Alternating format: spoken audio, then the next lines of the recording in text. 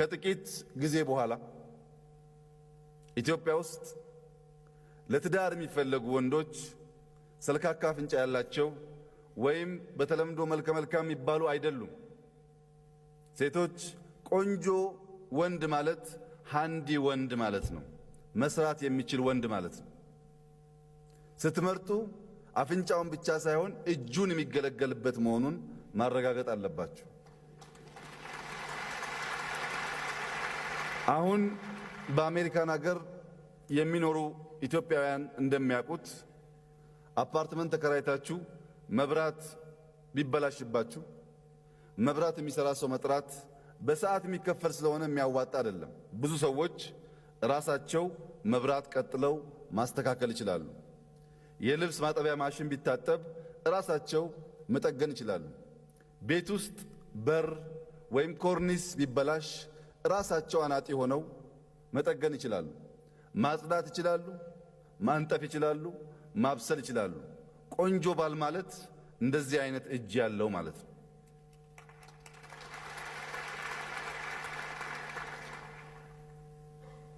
በትምህርት ቤት ስታቁት አመለሸጋ የሆነ መልከ መልካም ግን የተኛበትን አልጋ የማያነጥፍ ባል የመጀመሪያውን ዓመት ባል ይሆናል እንጂ ከሚቀጥለው ዓመት በኋላ ደባል ከመሆን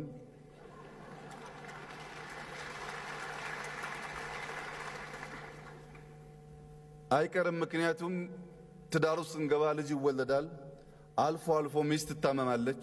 ቡና አፍልቶ ማጠጣት የማይችል ከሆነ፣ ቧንቧ ሲበላሽ መጠገን የማይችል ከሆነ፣ ሁልጊዜ ከጎረቤት ሰው የሚጠራ ከሆነ ያ ጎረቤት ኢንፎርማሊ ኢንፍሉዌንሻል መሆኑ አይቀርም።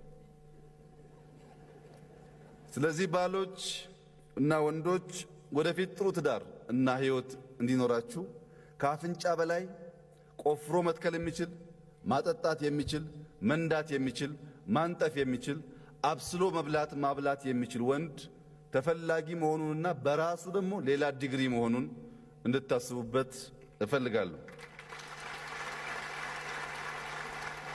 በዚህ ቆይታችሁ ይሄን ትማራላችሁ። የምትሄዱበት ቤት አልጋ ማንጠፍ ትማራላችሁ፣ ማጽዳት ትማራላችሁ፣ ችግኝ መትከል ማጠጣት ትማራላችሁ። በአቅራቢያችሁ ያሉ አሮጊቶች ሽማግሌዎች ካሉ መርዳት ትማራላችሁ።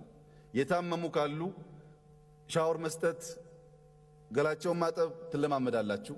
ይሄ ሁሉ በጎነትና መልካምነት በአንድ በኩል ጥሩ ባል፣ በሌላ በኩል ደግሞ በሕይወታችሁ ውስጥ ጥሩ ስንቅ ሆኖ አንድ ቀን የምታጭዱት ስለሚሆን